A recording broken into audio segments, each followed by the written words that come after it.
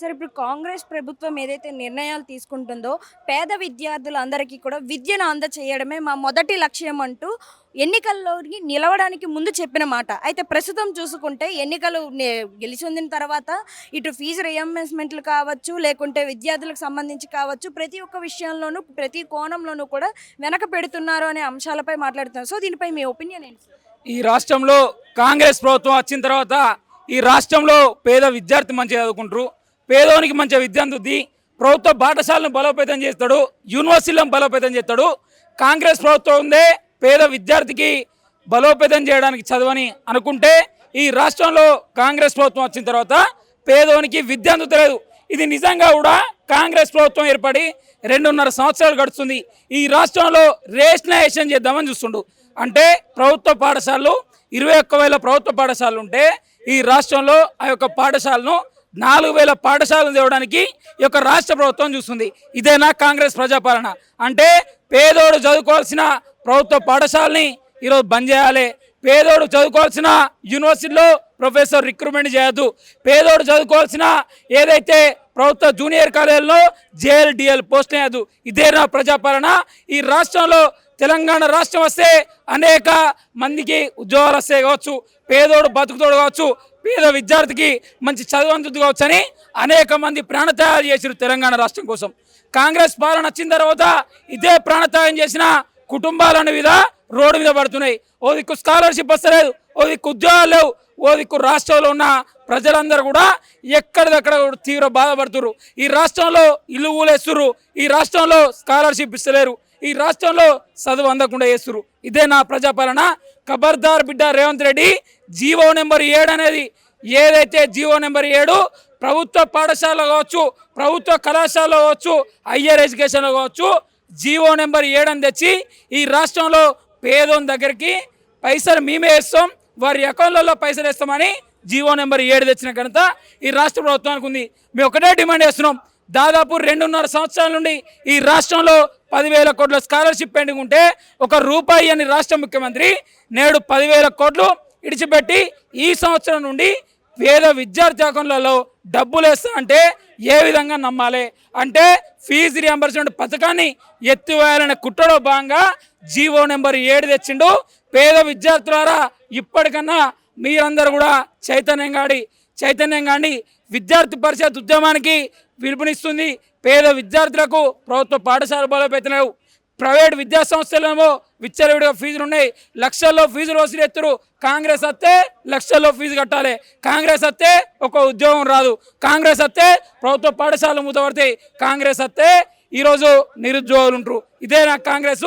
ఇప్పటికైనా పేద విద్యార్థులు మీరందరూ కూడా ఏకంగా అండి రేవంత్ రెడ్డి గవర్నమెంట్గా యుద్ధం చేసే రోజులు వచ్చినాయి. కాబట్టి విద్యార్థి పరిషత్ చేసే ఉద్యమంలో మీ అందరూ కూడా భాగస్వాములు కావాలని సోమాజి కూడా ప్రెస్ క్లబ్ నుండి పేద విద్యార్థులకు మరియు నిరుద్యోగులకు తెలియడం జరుగుతుంది. సార్ ఇప్పుడు కాంగ్రెస్ ప్రభుత్వం కావచ్చు, సీఎం రేవంత్ రెడ్డి గారు కావచ్చు, ఇటు మెట్రో గురించి కానీ, ధాన్యం గురించి కానీ, ఇతర వనరుల గురించి మాట్లాడుతున్నారు కానీ ఎక్కడ కూడా విద్యా సంస్థల గురించి ప్రస్తావన అనేది లేదు. అసలు ఎందుకని? అంటే ఇదంతా కూడా ఒక తప్పుదోవ పట్టించే విధంగా చూస్తున్నారు అనుకోవచ్చు. అయితే ఈయన ప్రైవేట్ విద్యా సంస్థలకు వెళ్ళి పైసలు వసూలు చేస్తాడు, లక్షల్లో పైసలు వసూలు చేస్తాడు. ప్రభుత్వ పాఠశాల ఈయనకెందుకు, ప్రభుత్వ యూనివర్సిటీలు ఈయనకెందుకు, ప్రభుత్వ జూనియర్ కాలేజీలు ఈయనకెందుకు? ఏ అవసరం లేదు. ఈయనకు కావాల్సిన ఏంటి అంటే లక్షల్లో పైసలు వసూలు.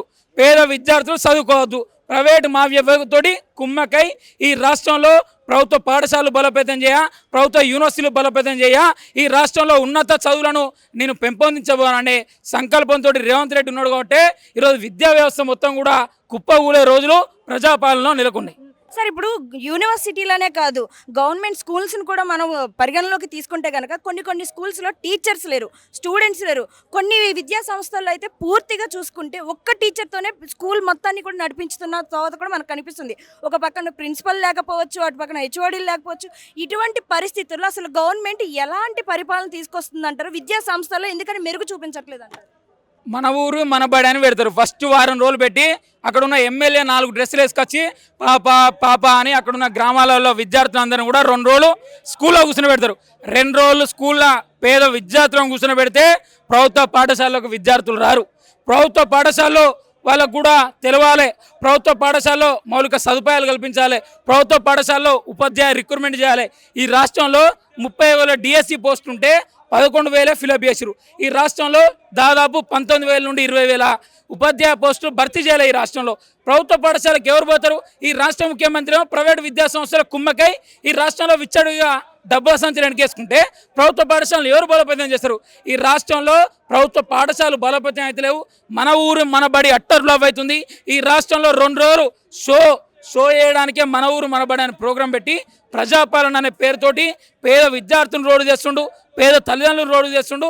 విద్యాశాఖ మంత్రి ఉన్న రేవంత్ రెడ్డి అనేక విషయాలలో కూడా అట్టర్ ఫ్లాప్గా అయిందని విద్యార్థి పరిషత్ నుండి మీ అందరికీ కూడా తెలియజేస్తున్నాం. విద్యార్థి ఇప్పుడు గవర్నమెంట్ స్కూల్లో 22,60,000 పైగా ఉండాల్సిన విద్యార్థుల సంఖ్య దాదాపు 2012 నుంచి చూసుకుంటే కనుక 2026 వచ్చేసరికి 2 లక్షల చిల్లరకు మాత్రం చేరుకుంది. అంటే ఈ కోణంలో చూస్తే కనుక ప్రైవేట్ స్కూళ్ళు అంచెలంచెలుగా ఎదుగుతున్నాయి, గవర్నమెంట్ స్కూళ్ళు వెనకబడుతున్నాయి. దీని వెనకాల లోపాలు ఎవరిదో ఉండొచ్చు? ప్రభుత్వందే లోపం. డబ్బుల సంచులు వెనకేసుకొని ప్రైవేట్ మాఫియాతో కుమ్మక్కైతే ప్రభుత్వ పాఠశాలను ప్రైవేట్ స్కూల్లో ఇంగ్లీష్ మీడియాన్ని ప్రోత్సహించినట్టు గవర్నమెంట్ స్కూల్స్లో ఎందుకని తీసుకురావట్లేదు? నేను అదే అంటున్నాను కదా, ఈ రాష్ట్రంలో అనుమతులు లేకుండా కాలేజీలు పెట్టుకోవాలని ప్రభుత్వం పర్మిషన్ ఇస్తుంది. ఈ రాష్ట్రంలో పాఠశాలను పెట్టుకోవాలని ప్రభుత్వం పర్మిషన్ ఇస్తుంది. ఈ రాష్ట్రంలో మేము ప్రభుత్వ విద్య అందించలేము, మార పైసలు లేవు, రిక్రూట్మెంట్ చేయలేము, ఉపాధ్యాయ పోస్టులను భర్తీ చేయలేము, మార పైసలు లేవు, ప్రభుత్వ పాఠశాలను బలోపేతం చేయలేమని రేషనలైజేషన్ పేరుతోటి 21,000 ఉన్న పాఠశాలను 4,000 దేవాలని చూస్తుంది. అంటే మెగా డిఎస్సిగా రాదు, ప్రభుత్వ పాఠశాలలు బలోపేతం కాదు, ఉన్న పాఠశాల కూడా మూతపడే రోజులు వచ్చినాయి. ఇది రేవంత్ రెడ్డి పాలన. చివరిగా ఒక్క ప్రశ్న, హైడ్రాతో హిట్లర్ పాలన చూపిస్తాము, హిట్లర్ లాగే మేము కూడా ప్రతి ఒక్కరికి అన్యాయం జరిగిన వాళ్ళకి న్యాయాన్ని తీసుకొస్తాము అని చెప్పిన సీఎం రేవంత్ రెడ్డి గారు ఇప్పుడు పేద విద్యార్థుల్ని వెనకడేస్తూ నెట్టుకుంటూ వస్తుంటే దీని వెనకతల ఈ కోణంలో మీరేం ఒపీనియన్? హిట్లర్ ఇంతే ఉన్నాడు, చిన్నగా 3 అడుగులో 4 అడుగులో. రేవంత్ రెడ్డి కూడా ఇంతే ఉన్నాడు. ఇంతున్నోడిని ఎప్పుడు నమ్మద్దండ్రు, పొట్టోని ఎవరు నమ్మద్దని అంటారు. పొట్టోడు ఎంత హుషారు ఎత్తుండి ఈ రాష్ట్రంలో. పేదోనికి సంపాదన ఇస్తలేడు, పేదోనికి ఉద్యోగం ఇస్తలేడు, పేదోని ఇలుగులేస్తుండు, పేదోని రోజు రోడ్డు మీదకి ఇడిచే రోజులు ఈ పొట్టోడు తెచ్చిండు. హిట్లర్ ఏ విధంగా అయితే చేసిండో ఈ రాష్ట్రంలో రేవంత్ రెడ్డి కూడా మరో హిట్లర్ అయిండు. హిట్లర్ ఏ విధంగా అయిండు? ప్రైవేట్ మాఫియాతో పైసలు దనుకుంటాడు, పేదోనికి ఏమో విధిస్తలేడు.